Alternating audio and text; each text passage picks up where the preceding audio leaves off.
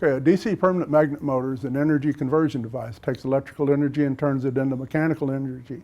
If it's back driven either by a spring or momentum of the motor, or momentum, the motor converts the mechanical energy into electrical energy, which can be controlled electronically to implement dynamic braking.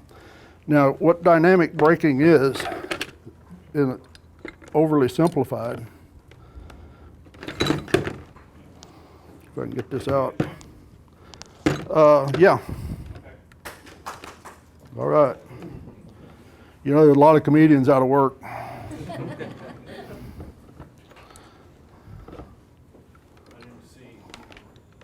didn't see Jolene jumping up to help you. She would have if she'd. Okay. So What we're going to do is I'm going to turn. let me hold the motor. Yeah, you hold and turn the motor. Okay, so you're pointing about dynamic braking, so Right. how we slow doors down, Right. right? So as you can see, with the motor leads open, this DC motor is connected to a gear drive. It's very easy to turn, okay? So as soon as he shorts the two motor leads together, it becomes almost impossible to turn. So that's a term that's called dynamic braking. I'm going to pass this around and y'all can, see it for yourself. Sorry about that. So like on the swing door, I said it's power open, spring close. So we power it open by feeding voltage to that motor. Power it open.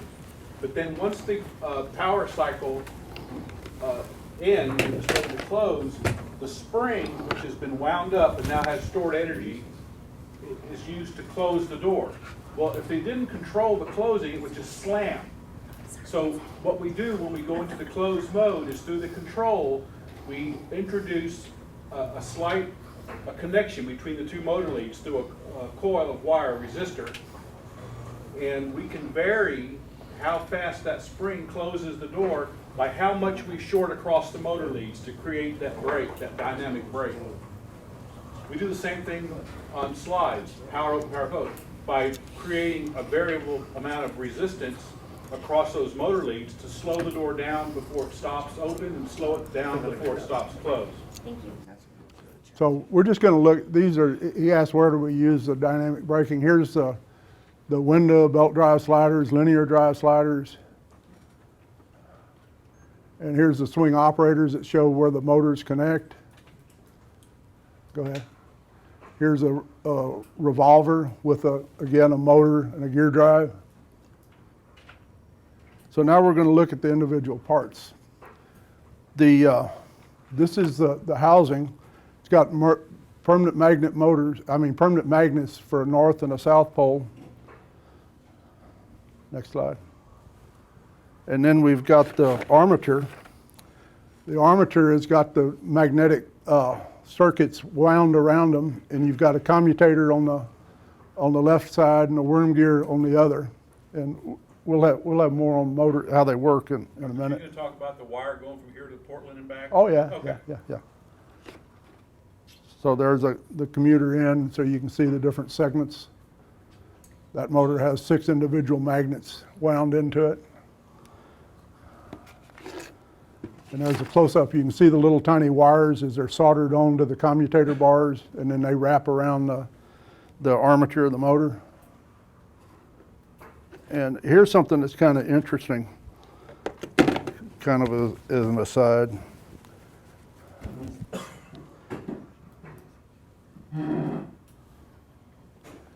You see right there, you got a little spring, and the brush has a little indentation in it. And when they build the motor, they push that brush back until it latches by that hook, and you can see the hook somewhat over there. But so when they put the motor together, both of the brushes are pushed back and locked back. They get the thing started, and get the end of the armature started, and then they release those springs so that they make contact with the armature. Now here's what we've seen happen on those sometimes. So sometimes in shipment, and we've seen it happen more often on the 4000 series operator than any of the others. But sometimes in shipment, if the operator gets dropped in shipping, the impact is just right, it forces that brush away from the commutator and it forces it back up and latches in that load mode. So when that happens, then the brush, one of the brushes isn't making contact with the commutator, so the motor can't run. Even though it ran here when we tested it, put it in the box and shipped it, and we actually did some testing and intentionally dropped operators, and we could prove it, we could recreate it. So if you have that situation where the 4,000 operator just won't run. The other thing that you'll notice, if you push it open and release it, it slams because there's no dynamic braking at all. But in your mind, you know, if you want to get upset about something, think about how hard you'd have to drop a header on the freight line to push that little brush, you know, from against the spring and get it to where it goes all. I mean, we could recreate it, but you had to really be working at it. It had to be over 6 feet off the ground. Yeah. Is there a way to fix it once it's, like, is there a way to repair it so that we can make it run? Yes, if you care to. So a lot of distributors don't care to, but you can take the screws out and very carefully lift up this piece that she's holding here, just enough to poke a little pocket screwdriver in there and push the brush back into its landing against the commutator. Losing that connection. No, you're not going to lose your warranty. Jeff, is he going to lose his warranty? No, he won't lose his warranty. We're all friends here. That's something that they can easily do in the field, so if they're in the field, you know, Go ahead and give us the getting next slide, repair or replace, Yeah. can they easily do Yeah. that quickly? And another, and another way to check it without having to disassemble it, like Jim said, is take your meter, take your ohms meter and connect it to the 2 motor leads, and if it shows open, meaning there's no connection at all, that's probably what's happened.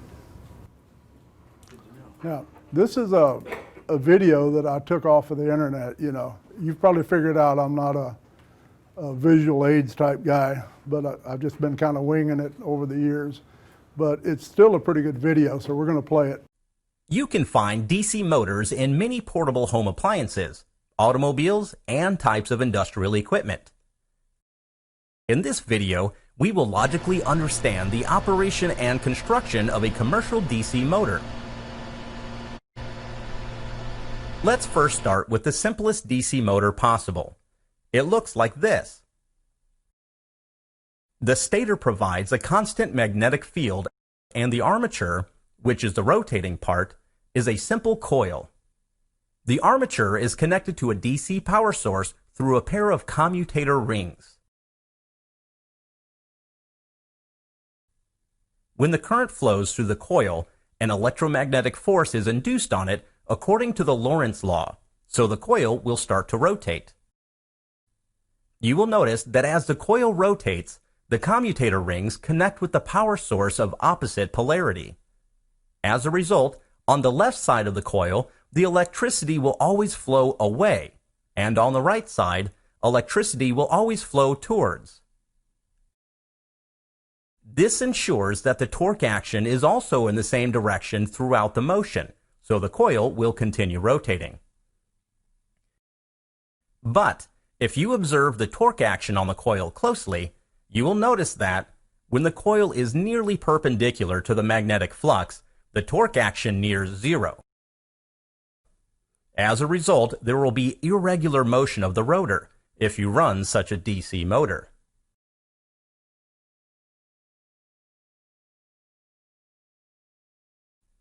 Here is the trick to overcoming this problem.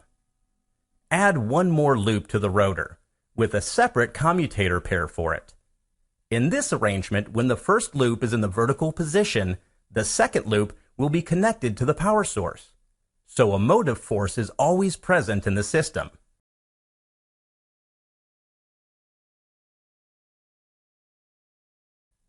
Moreover, the more such loops, the smoother will be the motor rotation. In a practical motor, the armature loops are fitted inside slots of highly permeable steel layers. This will enhance magnetic flux interaction. Spring-loaded commutator brushes help to maintain contact with the power source. A permanent magnet stator pole is used only for very small DC motors. Most often, an electromagnet is used. So now we're gonna get into what John was talking about. So if we were gonna do we've got a motor that maybe is blowing the fuse and we're not sure if it's within spec or not. We're gonna go to the ohm scale of your meter and we're gonna connect it to the motor wires, but the motor wires are gonna transfer that directly to the commutator, which will take it out to the individual magnets. Now, we're looking at 32 ohms of resistance. So if you took one of those coils of wire and unwound it, it'd probably go all the way to Padre Island Drive. It made a big loop. You're actually measuring the resistance of that loop of wire. The thinner the wire, the higher the resistance. The thicker the wire, the less resistance and the more current that it would draw. So we can hook up a meter, and then you're going to want to turn the motor at about 6 different places because you're going to want to measure each one of the segments on the armature. Go ahead. So here, the good news is that you got you've got a way to test. Testing a motor with an ohm meter is actually measuring the resistance of the wire in the coil. We talked about that. The send wire is insulated by a layer of varnish, which is susceptible to being short-circuited to an adjacent winding or being cut or otherwise disconnected, which causes an open. So in our motor, there's 6 individual coils that need to be tested. Motor that has 1 or more coils that are open is said to have flat spots. And especially on a swing door, you could have a door that stopped and then it wouldn't open, but if you pushed it a little bit, it'd get to the next, and then it would go ahead and open. We see it on the revolvers a lot too. And actually, now that we're using so many belt drives, you know, it happens when the motor stops at the same place and it gets that high current spike every time that it comes up, and you could have that. I won't say it's common, but it does happen.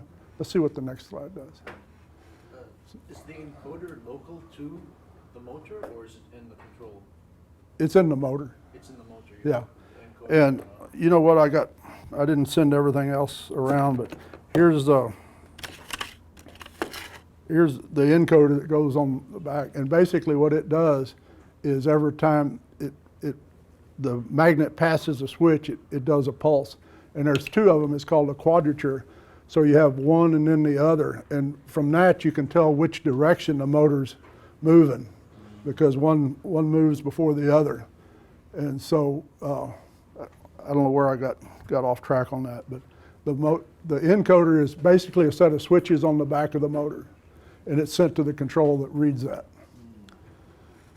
So back to this, an ohm meter sends a small amount of voltage on one lead, measures the return, but the problem with that is that you could get a good reading with your meter because you haven't really put a high amount of current on it. But it can test good with the meter and still be a bad motor because the first time you try to run the motor, that little high resistance spot arcs across and you still got a problem. But I would say that, you know, the meter test is accurate probably 80 to 85% of the time. So if you get another thing that confuses people, we saw an ohm reading of 32 ohms.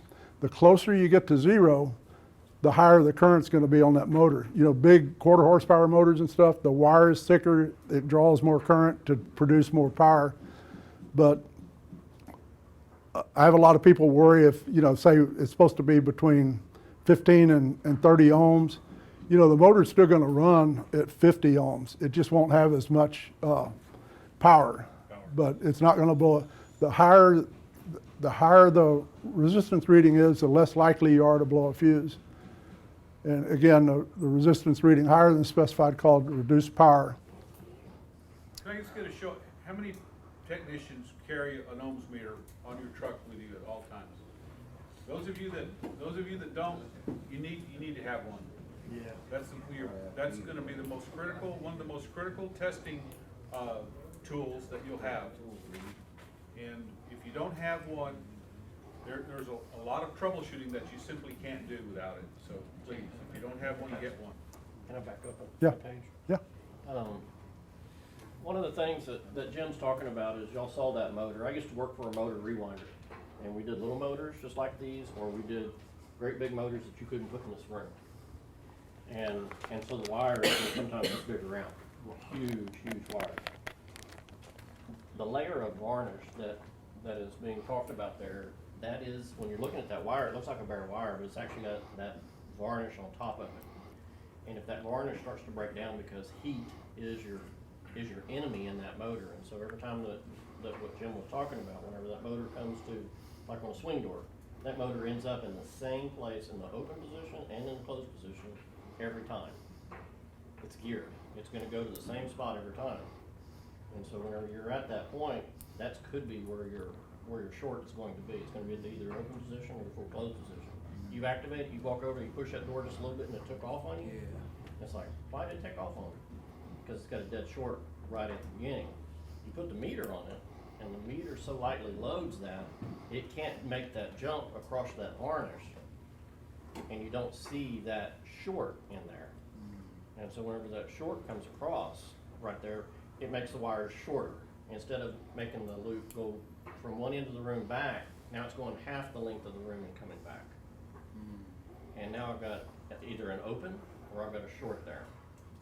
And so when you're looking at it, you're looking at those facets that are the brush is coming through and it's touching one facet to the other facet on the armature. It's going through, it's measuring that length of wire all the way out and coming back over here. But if I have a breakdown somewhere in the middle where that varnish is broken down, then that wire just became very short. The number's gonna be lower. And the number's gonna be lower and it's gonna pop my fuse. It could be down to 2 or 0 or something like that. You activate it, it pops the fuse. Push the door open, you stick the screwdriver underneath it, and you can replace the fuse, and it's working just fine. Comes back full closed position, you activate it, pops the fuse again. That's where where he's talking about this layer of varnish that's on there. It looks like a bare wire, but it's actually a layer of varnish. And whenever they're finished with that, So it's an winding, insulator. it's Yeah. an insulator, all it is. And that's why I use your meter too and check it at a full open and a full close.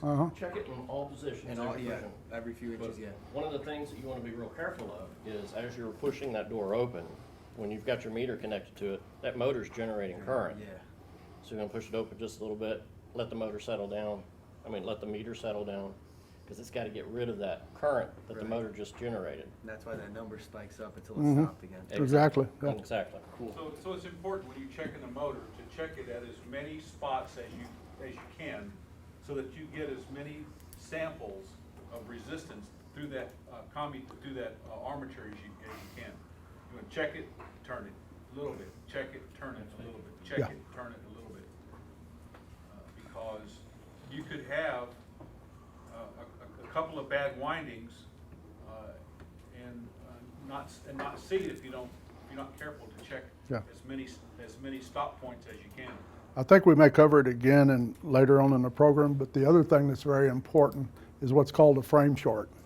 So if you went from one motor lead to a bare spot on the metal motor, it should be wide open. You should see no change in your meter whatsoever. And you do that from each motor lead to the case of the motor. What you're looking for is like an accumulation of brush dust that would have bridged over to the case. And so your motor leads have to be isolated from the case. And so that'll blow actually a frame short will do more damage to a control than a dead short across the armature. So after you do this test, you're gonna wanna go from each motor lead to the motor. And you could do it at 20,000 ohms, Again, it should be like thin air, wide open, no change in your meter whatsoever. You get shocked by the motor. If you take a ball peen hammer and bang on the motor, it scatters the brush dust around, so you get another 2 weeks out of it. Or you get taillight guarantee. So we're talking about, it's intuitively obvious, but the way we turn the motor the other way is we just reverse the polarity of the motor and it runs the opposite direction. And we've already talked it to death about the dynamic braking, but when a permanent magnet motor is being driven, shorten the motor leads creates dynamic braking. It causes a motor to decelerate.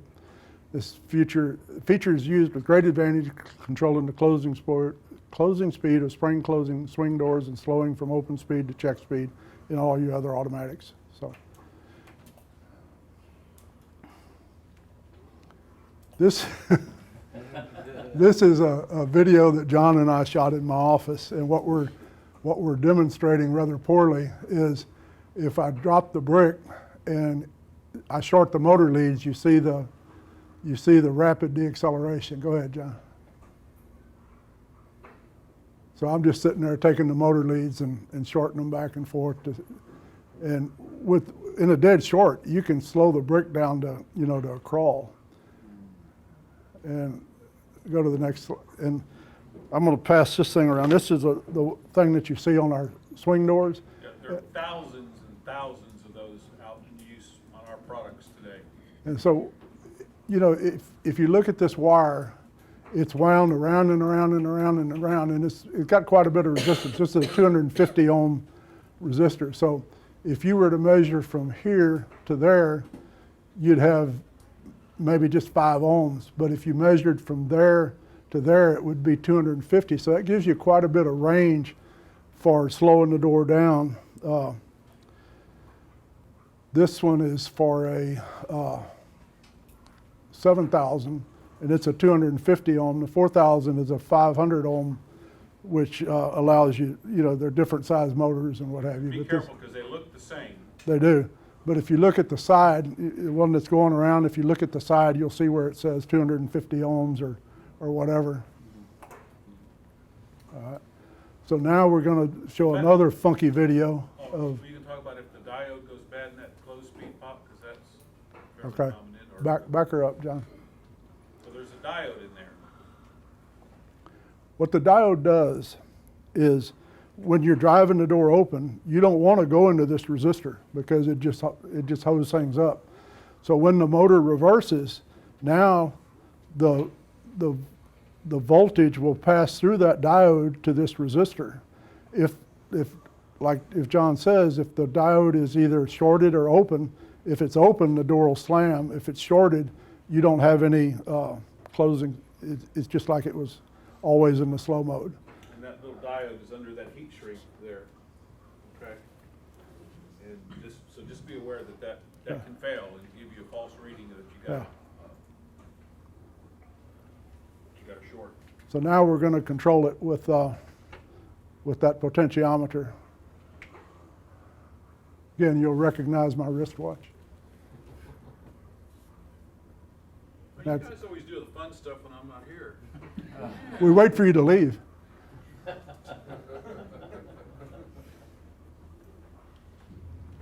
So that's kind of a crude demonstration, but it's what I had, I